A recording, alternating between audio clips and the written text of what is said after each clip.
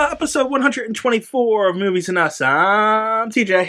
And I'm Marcus. And this is a review show that reviews genre movies from the beginning, sometimes. And today, we are covering the 2016 release of DC Superhero Girls Hero of the Year. Girl Power. The movie was directed by Cecilia Arnovich, written by Shay Fontana, produced by Jennifer Coyle and Paula Halfay. Where the guys at? Jesus. God. It stars Yvette Nicole Brown as Principal Waller. Dean Cain as Jonathan Kent. You know who Dean Cain is? Know the name. He played Superman in The Adventures of Lois and Clark. Yeah, you're right. There's a man. Now it's a real movie. Sorry. Greg Sipes as Beast Boy. Yeah, more men. Yeah. Are you done? Yeah, man. I got a fucking ton list here that's about 30 people. Language, TJ. There's like 40 names on this list. There's like 40 names on this list. Can I get through it? If you're going to comment after each one, we're going to be here forever. It's going to be a short review anyways, so go on. Jessica DeSicco? Yeah, DeSicco. No, that's not right. DeSicco. Yeah, I guess it would be Sissel. Maybe Sissel. As Star Sapphire. John DiMaggio, Bender himself, plays Gorilla Grodd. Tila Doom plays Bumblebee. Ashley Eckstein plays Cheetah. Anai Fairweather plays Supergirl. Her name not being, like, having a link really throws me off since she's, like, one of the main stars. I'm on her IMDb, and I'm on the IMDb for the movie, and her bubble is, because they all have photos of themselves, her bubble is blank as well, so, yeah. Maybe she's like, F this shit. I don't want to be part of Actor Hollywood. Maybe. Anyway. Although she's been in a few of these movies, so. Nika Futterman as Hawkgirl, Ray Griffin as Wonder Woman / Giganta, Julianne Grossman as Queen Hippolyta, Tanya Gunadai as Lady Shiva, Josh Keaton as Hal Jordan, The Flash, and Steve Trevor. Wait, Steve Trevor was in this? Where? Mentioning the name, probably? Well, he's... Deleted scenes? Well, no, Josh Keaton would have voiced a line for him if he got credit for it. Well, maybe it was like a deleted scene or something. Who knows? There was no deleted scenes. How do you know this? Because I own the DVD. How do you own the DVD for? Because that's what I do. Nerd. I don't know. I wasn't paying attention to the movie enough to give you a solid answer. Anyway, Tom Kenny, isn't that SpongeBob? Yes, sir. Kenny? SpongeBob plays Crazy Quilt, Commissioner Gordon in Parasite. I didn't see Parasite either. Who the hell's Parasite? He's the purple bug guy. He's a Superman villain. Yeah. Are we in the right movie? Yeah, Hero of the Year. Whatever. Misty Lee is Big Barda. Misty Lee. We talked to her before, haven't we? That porn star. I have no idea. What's that name? She's a magician, apparently. Yeah, I see that. Misty Lee. Keep going. Mona Marshall is Eclipso. Donica... What? She used to be a dentist. Donica McKellar as Frost. Sorry. She trained in dentistry. At the age of 16, she discovered her interest in magic. I can't imagine, like, a dentist trying, like, now you have a full set of teeth, and now you don't. Magic. You pick a card, and starts pulling cards out your mouth and shit. Like, that's a combination. Okay. Kyrie Payton is Cyborg. Kyrie Payton's from The Walking Dead, if anyone's curious. Christina Pucelli as Miss Martian and Amethyst. John Shamel as Dark Opal. Stephanie Shess as Katana. Helen Slater as Martha Kent. April Stewart as Allura. Tara Strong as Harley Quinn / Poison Ivy. That's weird. What? She's playing both Harley Quinn and Poison Ivy.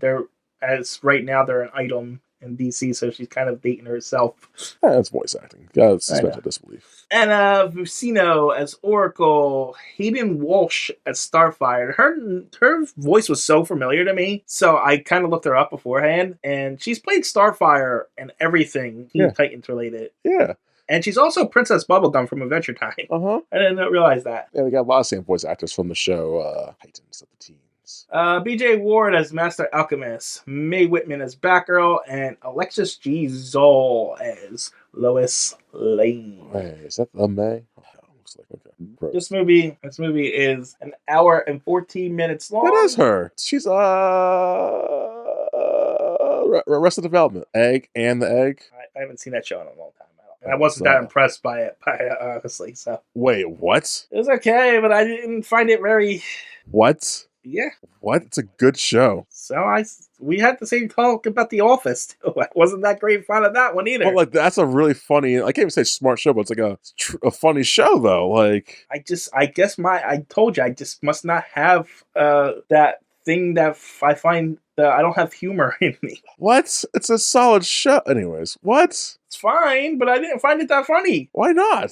I don't didn't get me. You say I'm broken. What's wrong? I guess I just don't like that absurd humor is all. It's like subtle humor. It's so good. Lucille.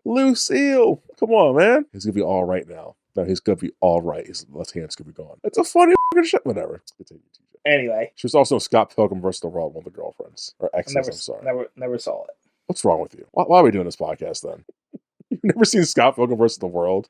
No. Seems like some shit you would probably hate or love. But okay. Can I continue on? Yeah, I guess. So we're gonna do the behind the scenes. There's no behind the scenes. We're gonna do box office. There's no box office. I have no numbers for any box office either, so go for it, Marcus. Since last week you did 100 through something. We did, I think, 110 through 100. No, we did 100 through 90. Yeah, whatever that. We're gonna do 90 through, 85, I think. Because I think I did 85 through last time. So, 85, or no, 90 through 80. That's what I was gonna say. Number 90, like last week, it was Big Fish and Begonia with $85 million. At at number 89 with $86 million, we have War Dogs. That stars Miles Teller and what's his face, the fat one, Jonah Hill. No idea. Yeah, Actually, it sounds like wasn't that the one with about the arms dealer? You're thinking of Lord of War. Oh, Nicolas Cage, probably. I don't know. I just remember a big movie about arms dealer. It's kind of insane. This looks based on the true story of two young men, David something and Frame something, who won a $300 million contract from the Pentagon to arm America's allies in Afghanistan. So same vein, but yeah. Number 90, number 80, we have Sultan, with $87 million. Sultan or Sultan? Sultan. I just want to pronunciate it. So like a Middle Eastern king, essentially, a sultan? Well, let me read this description for you. It's only like a sentence. So it says, Sultan is a classic underdog tale about a wrestler's journey looking for a comeback by defeating all odds. Oh, so it's like the Iron Sheik. Iron Sheik. Is that a guy, I guess? Yeah, he was like the Iranian bad guy in the 1980s. You don't know who the Iron Sheik is? Fun fact, I don't watch wrestling, so... Doesn't matter. He's like famous. He's Hulk Hogan famous. Oh, that's what it feels like when I yell at you about not watching a movie. Okay. I never heard of it. I think I've heard of the Iron Sheik, but I could not put a finger on who it looks like. Just type in the name Iron Sheik and look at the picture. You probably recognize him. My phone's turned off because of the thing. My laptop's like right out of reach. I'm too lazy to go for it. If you send me a link into the thing, and I'll open up the link. I'm not doing all that. You heard it here first, people. We're that lazy. It's so pathetic. We both have literally like the world's information at our tip of our fingers. We're like, nah. Anyways, at number was that? Number 88. At number 87, we have a movie called Line Walker. I don't know what that is. Can you guess? Honestly, when he said it, it sounds like a Johnny Cash movie. Oh, I like that. Well, let's just read the description. Several cops went undercover due to some issues. All undercover identities were wiped clean from the police database. Oh, that sounds like that could be cool, right? I don't know. You stopped midway through the explanation and you get the whole explanation. That's it. Just several cops went undercover due to some issues. All undercover identities were wiped clean from the police database. So I guess they got proof to the people like either. Well, no, that's not. That can't be easy to fix, right? I mean, I don't know. Did they wipe them themselves? Did they do it to disappear? That. I don't know. I'm kind of curious now. It's from overseas, it looks like, too. Oh, we might watch that later, TJ. Who knows? So I feel like it could be done well. I don't know. It could be just your standard cop movie, essentially. Yeah, exactly. It could be either really shitty and boring, or it could be somewhat interesting, I think. I don't think there's any really cop movie that's boring. I can't say they're boring movies. Or standard, maybe. That's which makes them boring. Like, okay, you're hitting all the same beats as all the other ones. They still have their tropes and stuff that they hit, but, Well, I would say it's like the same thing. Like, I don't like mafia movies. You see them all, you see them all. So, but if you like that kind of stuff, you're going to enjoy it most, if not all mafia movies. So I think the same thing goes with most cop procedurals. What's your favorite mafia movie? Casino. Yeah, Casino's the best. It's the best. People shit on it because they can. Casino's the best. It's clearly the best. Hands down. I don't care for Scarface or the Godfather series. Boring as to me. I never got through the Godfather. I seen bits and pieces of it, and I respect it for being a technically good film film standard wise, but boring. You know what's funny about Scarface? Yeah. I've seen that whole movie except the ending. The most Yeah. famous part of the movie, really. I've seen everything but the ending of that movie. Why didn't you just go like? It must have been on TV and I was going somewhere or something. But I just never watched the ending of that movie. Like, I get the gist. And then A Few Good Men's the other one. Goodfellas. Goodfellas is the other one. Yes, that's okay. But like, while in film school, we had to watch it like every year because it's a pinnacle and it's just one long shot. Like, okay, guys, I get it, but. Wait, one long shot? What? There's this scene where he takes his girlfriend through a restaurant to show, like, hey, I'm very important. We can go through the back into this table because I'm a connected guy. It's like a long take. It's like, okay, it's cool, but I don't care. I think Casino, it's a really good movie. I think it's underappreciated. Yeah, Casino's my favorite too. Yeah, but I've seen there's American Gangster of Denzel Washington. He's a black gangster. It's long. It's okay. Again, you've seen one Mafia movie, you've seen them all. Yeah, if it was made before 1995, I haven't seen a gangster movie. Wow. That one came out like 2004. Yeah, I want to say before 1995, I probably haven't seen it. Like, so you're not missing out. It's like, The Irishman. Not The Irishman, I'm not watching that one. There's Kill the Irishman, I think, or something like that. It's okay. With this movies, they exist. Not my cup of tea. Sopranos, terrible show. I could not get through the second season. I hate that show. I think we talked about it. It's just, man, it's hard. It's really hard. Like I told you off screen, they got me into it because they said anybody can die at any time, and then one person dies in the first season, and then no one dies again. Yeah, until the last season. It's like, what? Why? Exactly. Like, that's how you can hook me and not even capitalize on that. Okay, like, jeez. But people say it's really realistic and stuff. But yeah, I'm good. Realistic doesn't always translate well. No, not for everything.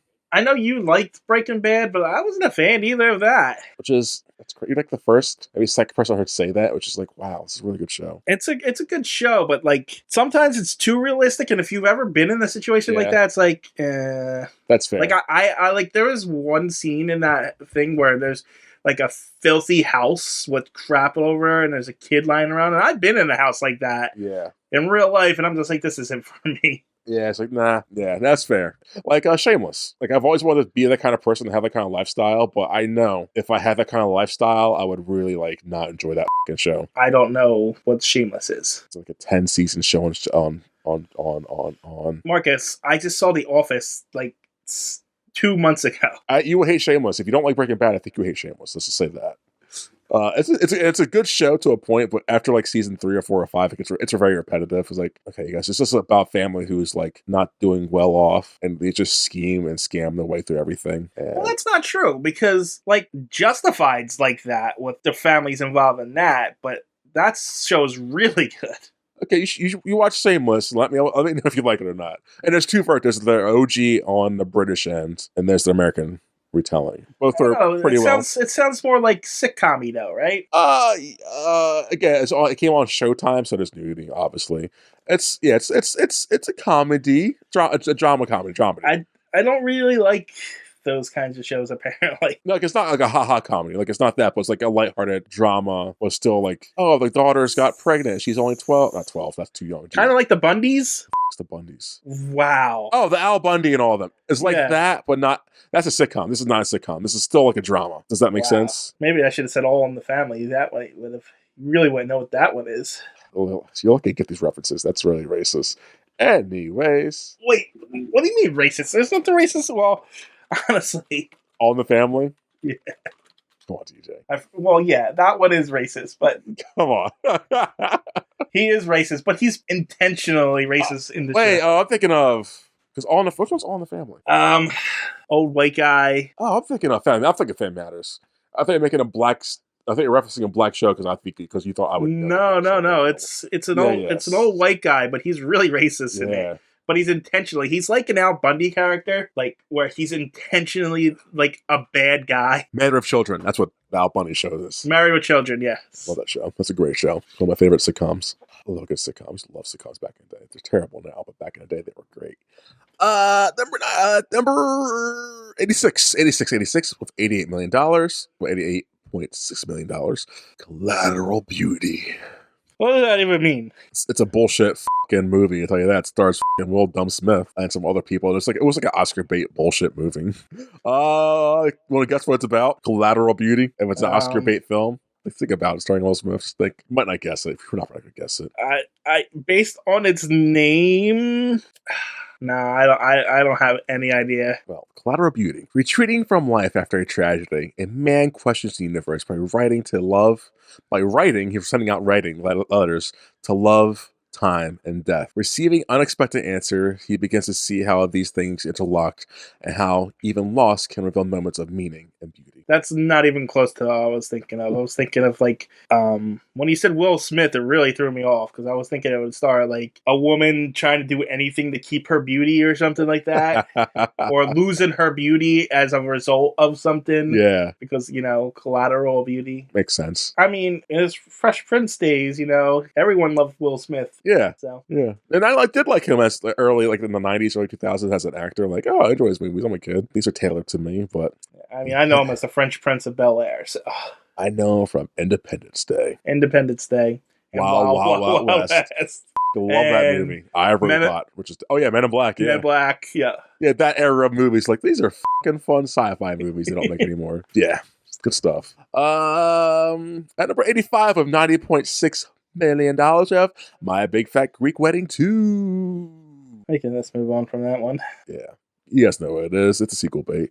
At number 84, this is why I want to do this part. At 84, we might have talked about it already, of $92 million, we have Train to Busan. Train to what? Busan. B-U-S-A-N. Busan, well, apparently a train's going to Busan. But why? I don't know why it's going to Busan. I don't know what Busan is. It's a place in Korea.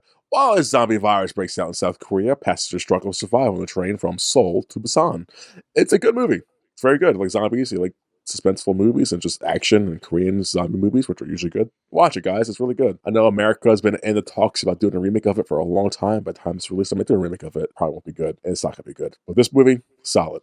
Give it a watch. Okay. Waiting for you to move on. Okay, at $93.2 million, at number 83 of Money Monster. Well, it's either about a monster that likes money or a guy who really, really greedy. That's what it sounds like. So financial TV host Lee Gates and his producer Patty are put in an extreme situation where an irate investor takes them and their crew as hostage. Oh, I remember. I think it's, what's his face? The guy, the show, ER guy. Clooney. What was the movie where they kidnap what's his face? Crazy guy. He's in the what's his name? He's in Pulp Fiction, isn't he? I think. Vin Rames. Bruce Willis. No. Maybe he's not in Pulp Fiction. God, Gary Busey.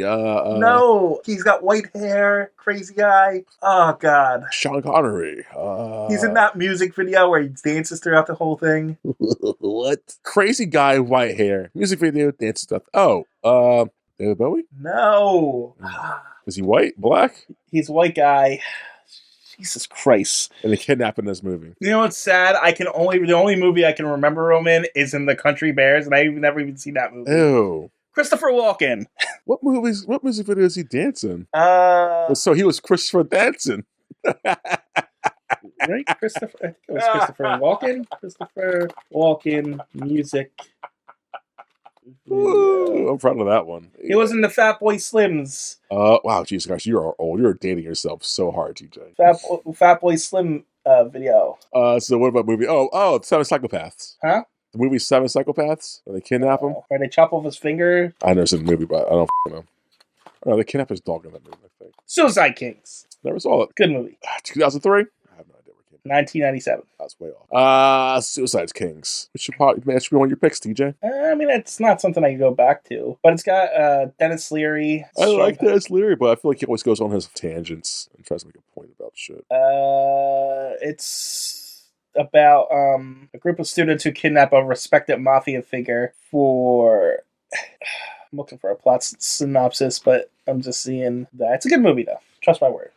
I trust you. I surprisingly trust you. At number 92, we have the remake of Ben-Hur of $94 million. I think we talked about before. We talked about these top three before, so let's get through it. At number 81, Dirty Grandpa of $94 million. I think that's what's his face, Robert De Niro. He's an old man, Dirty Grandpa. Who cares? And at number 80, we have Some Like It Hot, $95 million. Okay. We've talked about that. That's a lot of I don't remember talking about it, but whatever. Okay. Zhao Dongsheng, a man with deep anxiety, which was caused by him witnessing a tragic death of his schoolmate, leads a boring life for 40 years. Maybe we haven't talked about this. This sounds really cool. I don't remember seeing this talking about this movie. No. The married man then takes the decision. The married man then takes the decision to feel young and vibrant again. He decides in order for him to feel young, he has to pursue beauty where he then chooses to chase after the gorgeous young girl named Nana. Maybe it's a remake of the old movie. I don't know. So like it hot. Obviously from overseas, one of those countries. One of those countries from overseas. Yes, Asian and or Pacific Islanders people. Those areas of the world. A non-white area. What's the box office? Back to you, TJ. All right. So I got 2 trailers. Ooh. First one is the Jetsons in WWE Robo WrestleMania. No way. Yep. What's that about? Do you know who the Big Show is? I've heard of it. He's a wrestler. I know. It's like pretty tall, white guy, bald, right? Yeah. Cool. He gets Hey, frozen. sorry. Go back to that Money Monster movie I talked about. I'm looking it up real quick. Jodie Foster directed it. Okay. Just let you know that. Julia Roberts, Jack O'Connell, and George Clooney's in it. It's gotta be good, right? It's an hour 40. I'm gonna add to my list. It sounds like a cast of people from the 80s. Yes. Made a movie. Just safe white people. Like, this should be a good guys movie, right? It's gonna be. No one's gonna shit about that movie. It's gonna try to say something political and like social. And it's like it's either gonna hit hard or like not hit at all. I ain't gonna watch it. Fuck that. Continue. It's gonna be like a Hollywood elitist bullshit. Like, this is what people think, right? It's like, nah. This was like a hard turn from my Jetsons conversation where we're just having. I was like, where'd I cut TG off? I'm so sorry. Cut me off about talking about how the Big Show got frozen and going into the future and take over the world because only robots are allowed to wrestle in the future. Oh, that's Real Steel. Okay. And then so the Jetsons had to go in the past and get more wrestlers so they could defeat the Big Show in the future. Oh, what? Yeah. Wait, say that again. I'm sorry. Say that. That makes no sense. The Jetsons go back in time to get more wrestlers to bring to the future to defeat Big Show because he took over the world. But like how? Because he became the world champion. But how? I don't know. I haven't seen the movie, Marcus. Because a man, no matter how big and mighty this man is fighting robots. Have you ever seen the Jetsons? No, I know. I'm just like, how does that make sense? There's one way you can find out, Marcus. By making that our pick for next time. Okay. By watching that movie together as our pick. Okay. You don't even remember what this movie was called. I don't. I was gonna tell you, ask you, what's that movie called again? TJ? Jetson something? I don't care. Anyway, I also got a trailer for Justice League Action, a new Justice League show. Oh, is it good? I don't know. I never saw it. Oh, is that it? That's it. Oh, okay. That's all I got. I guess we should go into this movie. What movie is it again, TJ? We're going to watch DC Superhero Girls Hero of the Year. Woo! You can tell this is going to be a quality movie when we get the TV show opening. I thought the same thing. Like, oh, wow. Got the whole original TV show opening. Which is good because, I guess continuity. So I just want to say right from the start, this movie is fine for what it is. But my God, the difference between the last 45-minute one and the hour 20 we got is an eternity of difference. This movie felt forever. This movie yeah. forever. That was my complaint. It's not even an hour 20. It's an hour 11, TJ. And is that how long? I was like, is this? Yeah. Oh my God. 30 minutes is an eternity in this kind of show. I agree 110%. Fine movie, not bad in the slightest, but wow, get to the point. Like, they were like, just like, and to be fair, like, it wasn't like dragging in the sense of like nothing was going on. Shit was going on, but things were happening. I just didn't care. Yeah, it's like, I don't give a shit. And it just kept going and going. It's just like, oh my God. Again, movie's fine. Extremely competent. Well-made movie. Yeah, it hits its target audience perfectly. Yes, if I was a little girl watching this, even a little boy watching this, like, this movie rocks, man. Yeah, it's just, my God, so not for me. Nope. If I'm the parent making my kid watch this, I'm sleeping. I'm asleep on the couch, yeah. Yep, I fell asleep 10 minutes in. Because holy shit. Okay, I'm glad I wasn't only feeling that. No, I felt it. It's like, get to the point movie. Maybe it's because it's like such a paint by number, just we know where it's going. Like, okay, just get to it. I mean, and there's all the typical plot points. Give the show credit. The continuity from even the last movie is there. You know what I mean? Yeah. So like, it's not like there's no plot holes or anything. It's just like for 8-year-olds. Because like the first act we get like reintroduced to everybody, and one of the bad guys from the last movie, Big Barda, has joined the school, and then she's not getting along with one of the students, and that's a whole side plot, which is weird. The Lady Shiva is still the most dangerous assassin in the world's a part of Heroes, but whatever. But the gist of it is there's a Hero of the Year ceremony. So they get awards, I guess, for being the best hero. That's like, I don't know if that's such a good thing to be like incentivized in heroism, but whatever. Wait, why is that bad? It's like, you really shouldn't incentivize something like heroism, because that means people are just doing it for those reasons. You know what I mean? What? I mean, I get it. It's high school and stuff like that, but you know what I mean? Well, what? Let's say like you have Cop of the Year. You did the best job as a cop. Good job. I guess it depends on like what qualifies you as a good cop. Yeah, I know. That's my whole point. Oh, how many people did you arrest? Oh, I just arrested extra because I had to become the best cop. Yeah, versus how many people saved from drowning. Like, oh, it's just not something you should incentivize. You know what I mean? I think it's fine to incentivize. It depends on what parameters you set for. I think the way to go about it is what they kind of do now is like with medals and awards and stuff like that. That's fine for individual acts, but I don't think there should be like an award show kind of thing. You know what I mean? No, like, oh, this year this guy got the best quick draw. Or like, no, we don't want that. Yeah, it's like, and that's what that's felt like. That's fair. But yeah, so that's happening. Wonder Woman gets her shield broken, so they got to go to Themyscira for a bit, and we get to meet all those characters. There's a whole subplot about Supergirl's got a crystal that her mother's left memories inside of it. The darkest, twisted subplot I think you'd have in a movie, right? What do you mean? Because I feel like the whole time she's like, my mom and dad are gonna show up and talk to me, right, guys? Like, and everyone's beating around the bush. Yeah, sure. Your family's not dead. It's like, God, this is sad. I just took it that she was in denial. It's even worse. She just wanted her parents that badly that she believed anything. Oh, it's so sad. It's like it was a sad thing to see. It's like, I don't like this. And but everybody else is like I don't know about that, Supergirl. So. Yeah, exactly. It's like I get what they're trying to do, but this is like, oh, this is depressing. And another thing that really bothers me in the show that really did it, and this is purely a me thing. This isn't even a fanboy thing. Yeah. This is just me. They call her Supergirl. Yeah. Instead of by her name. Yes, because they call everyone else by their other names, right? Yeah.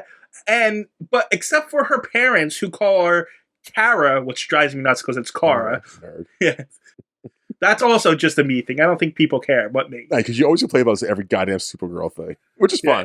Totally fine. That's just bothers me because it's like it's not her name. It shouldn't take out points, I don't think, but I definitely understand why it upsets you. It's like I said, purely a me thing. But like, why is her adopted parents calling her Supergirl? That's not a name. Yeah. It's a title. Anyway.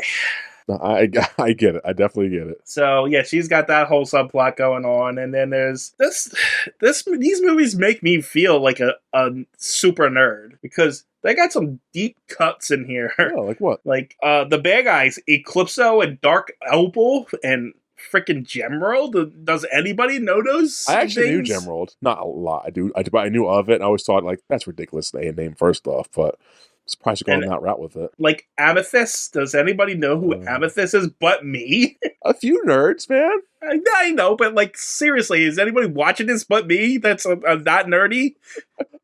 I guess they're thinking, well, there are some nerds gonna make their kid watch this, so we might as well get some deep cuts for them too. Like, do you know who Star Sapphire is? Exactly. That's you like do? I know who that is. Yeah, it's Did they do her justice? No, there's no justice in these movies for these characters. Everybody's changed. That's fair. So, but Starfire is the Star Sapphires, I say, are a Lantern Corps. They're the pink gem. So Green Lantern is willpower. The Star Sapphires are love. Okay. And Love. Carol Farris is the main Starfire that I know of, and she's usually the love interest of Hal Jordan. I mean, you should have know who Carol Farris is this time. Yeah, not by yes, name, yes, but yes. But like again, who's gonna know that? Us, mostly you. And like the biggest, deepest cut is Crazy Quill. That is such an obscure villain. Now, want to explain that to the character people at home? Because it's the first time ever mentioning this MFer. What? Want to explain that character to the people at home listening? Crazy Quill. Geez, he was a Boy Commandos villain. He debuted in the Boy Commandos and like Boy Commandos, TJ. Okay. If you're gonna say these things, you gotta be like ready to like explain what those things are. So I want to say 1942-ish, 1942-ish, when America got pushed into World War II. We didn't get pushed in. We volunteered to go in. No, we got bombed in Pearl Harbor, forcing our hand here. So back to Crazy Quill, okay, who debuted in the Boy Commandos. And you asked me who the Boy Commandos were. So 1942, around that time, we were in World War II, and so comics reflected at the time. The Boy Commandos were a squadron of boy commandos. They're kids who, like, they're soldiers, essentially. Child soldiers. Essentially, yeah. It's a cuter way of saying it. But it's like, they're like superhero-ish, kind of. Still a child soldier. So they were just there to, like, try and inspire kids to get into the war effort. Oh my God, that's terrible. Not as far as fighting in the war, but, like, domestically, like collecting scrap and paper, and because there was all kinds of advertisements like collect paper for the war, collect scrap. But there's at the time in the 1940s comics, there was Superman's secret code, like where you needed to descramble the code to figure out what it is, and every code that you descramble was like buy war bonds and stamps. Drink your Ovaltine, kids. Christmas Story. Wow, look at TJ knowing a movie reference. It's before 1997. So proud of you. But yeah, so that's what the Boy Commandos, and that's where Crazy Quill came in, and like this Crazy Quill is more based on the modern version of Crazy Quill, which has barely been in anything. So like, he was in like the New 52 briefly and stuff like that, but it's honestly he's just probably a D-list villain who has crazy quilts. His things, that's what his outfit's made of. Quilts. Yes. Like the things you sleep on. Yeah, you see his outfit? Yeah, I saw it, TJ. Yeah, just iterating? That's not the word. Retelling that to the people. Reiterating? Iterating. That's right. Reiterating that to the people. That's all. But yeah, I don't remember where I was in the review because you really got me off track. We were at a place in the movie. I guess the beginning? I don't know. Essentially, the gist of it is freaking Eclipso, who is the Gem World version of Eclipso, not the other versions of Eclipso, if anyone's curious. He and Dark Opal, who is from Gem World, one of the villains, Amethyst villains from there, were in Gem World. They betrayed Amethyst for some reason. This whole scene takes place in 5 minutes, and Eclipso gets banished because she says she teams up with Eclipso, but says, and it's the female version of Eclipso too, by the way. Gross. If anyone's curious. So she teams up with Dark Opal to betray Amethyst. They find out, and she says she and Dark Opal made a deal that she'll take the blame and get banished and say he was mind control, so he can stay behind and figure out a way to get crystals or something in order to make them powerful, So the movie is... Hold on, before you continue. That part in the movie when they do that, because it happens like the third act somewhere. Mm-hmm. I don't like that. It's just like, why not just show it at the beginning? Because the way they did it is like they bicker. It's like, I don't remember saying that. I do. Flashback. And it's like, what? Why not just put that in the beginning and what would have happened? I thought it was a weird story structure thing. I don't know. It happened so late in the movie that I had actually looked away and looked up, and I thought I was in a different movie. So. Oh wow, TJ. I didn't even see how the transition happened. Okay. So anyway, so So now Eclipso and Dark Vocal are trying to get different gems, and they also need Supergirl's crystal because, of course, that's the key to everything. Yeah. But they have to get different things like an Apocalyptian item and Dana Guardian stuff, and they steal all these things from the kids. They get the crystal, and there's a giant fight. They lose, and then the good guy saves the day, and Yeah. good guy saved the day. Supergirl gets a crystal. Oh, Bumblebee wins the Hero of the Year award because even though she did nothing throughout this movie, but she wins it because of the things she did throughout this movie. And her outfit was broken, so they use part of Supergirl's crystal to fix her outfit so she's not, because she shrinks and gets taller and stuff. So her whole plot arc was she was stuck small. Now she's got a crystal. Now she's gonna be big again. Yeah. Meanwhile, Supergirl and Wonder Woman save the world from Dark Opal and thing, and yet they don't get the Hero of the Year award. But whatever. Well, that's not important, man. Anyway, Big Barda and Lady Shiva make friends at the end. They all have dinner at the Kent's house instead of having that stupid award show. Lois Lane's in this movie for some reason. She's a star reporter. Yeah, but don't you know that? She's the same age as the other kids. Yeah, Jake Willikers. And she's not in the school. And she seems to be like underage reporting for a newspaper. Yeah, and that's all I'm about character-wise. And the movie ends on a cliffhanger as Eclipso's, because Eclipso's headquarters got destroyed in the thing. Her headquarters rebuild. So now you got to watch the show to see what happens with Eclipso and the end. Yeah, what'd you think of it, TJ? There's I tried to recap it, but nothing happens. No. So I'm trying to think about what's the plot in this, and it's what the Themyscira did nothing. They repaired the shield. The bad guys show up. They talk for most of the thing. They steal some items. There's a bunch of shadows that attack the kids that goes on. And then there's a final battle that 40 minutes with them putting searchlights on shadows. And that's it. Beast Boy's annoying from the beginning to end. Yeah, Beast Boy sucks. He was really annoying in this movie. I'm not gonna lie. He kind of ruined his character for me in this movie. I was like, oh, I get why TJ hates his character now. I'm not a fan of Beast Boy. But yeah, like you said, it's just okay. This happens, then this happens, then there's a big fight. This happens, and yeah, some quips here and there. Yeah, like I said, it's fine. Yeah, it's very well made. It's a very confident. Again, if I was at that age, this is a solid movie, guys. This is fine for what it is. Yeah, it's definitely if you're in the age bracket for it, it's fine. It's just again, so boring. It is. My only complaint was that flashback scene in Beast Boy. I actually did catch something though. Yeah. When Supergirl goes to confront Eclipso in her hideout, she has her necklace around her neck, and it had already been destroyed at that time. And then the next scene, she doesn't have it. Okay. So I caught the animation error. Oh, it's a little continuity issue. Okay. Yeah. So I never catch that stuff. So I was like, wait, she doesn't have the crystal at that point. So look at you! You were so bored you're paying attention to continuity. Wait a second. Wait, that was destroyed. Why is that there? That's awesome. But yeah. So it's a movie. It's a movie. Yeah. If you're a kid, you have kids who want to watch movies, put that on. Not offensive in the slightest. No, it's not. No. There's no political agenda for you people who care about that kind of shit. It's just a movie. It's a movie, all right. If you got an hour to kill, and you want it to feel like 3 hours, that's the movie you want to watch. Would you gonna rate it? No, you go first. Oh, you always want me to go first. I'm gonna give this movie a 6, right? 6 or 7. 7's too high. I think 7's not fair. I'm gonna give this a 6. I do recommend this because it's not bad. I think it was my first movie as a kid. I think I'm this movie because we've seen through 2 of them so far. 2 or 3 of them. 3. Well, this is only our second. So second one. Yes. So the first one I did not. It was solid, but I don't think I cared that much about it. Right.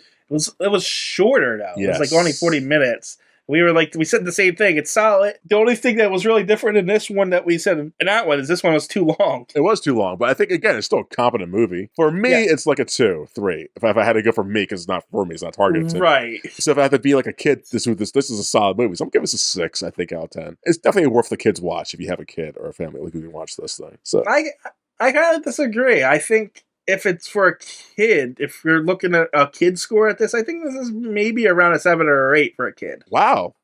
Okay, so that's fair. I felt a bit too high, but 7 or 8, huh? For a kid, yeah. Yeah. I mean, depending on the age of the kid. Yeah. So yeah, this Anyway. movie's a 6 out of 10. How did we get there? I think this movie is like a 7 or 8 for a kid. Yeah. But I think I'm more along a 4. Yeah, for us, right? It's like Yeah. it was long. It is long. I was on my phone a lot. I was paying attention, but I was on my phone a lot. And every time I kept looking up, like, this is I will still give going. it this. I will give it this. I didn't fall asleep to it. No, there's that, which is a positive. Yeah, so I mean, there's some movies that I fell plain asleep to. Yeah. So No, yeah, this held my attention, I guess, enough. If I had to give like I would give this like a 5. It's a movie. I can't. Besides it being long, I would still say it's a movie. It's a solid, competent movie. yeah, It's long enough to be a movie, so it's a movie. it's actually surprising how competent these movies that we think are going to be garbage are. It's very surprising. It's the ones that you expect to be good that end up being bad, and the ones that are supposed to be bad aren't that bad at all. Well, we said this before, right? Because they have nothing to go off of to like be Right. judged against, and they're not trying to like be philosophical or like hella deep Right, for no fucking reason. Yeah, they're just doing their own thing. Yeah, they're just here to entertain, and they do it really well. Yeah, they set out to do a thing, and they do it. So Yes. I respect that. All right. Is that it? Is it? I guess now that we did it, it's done.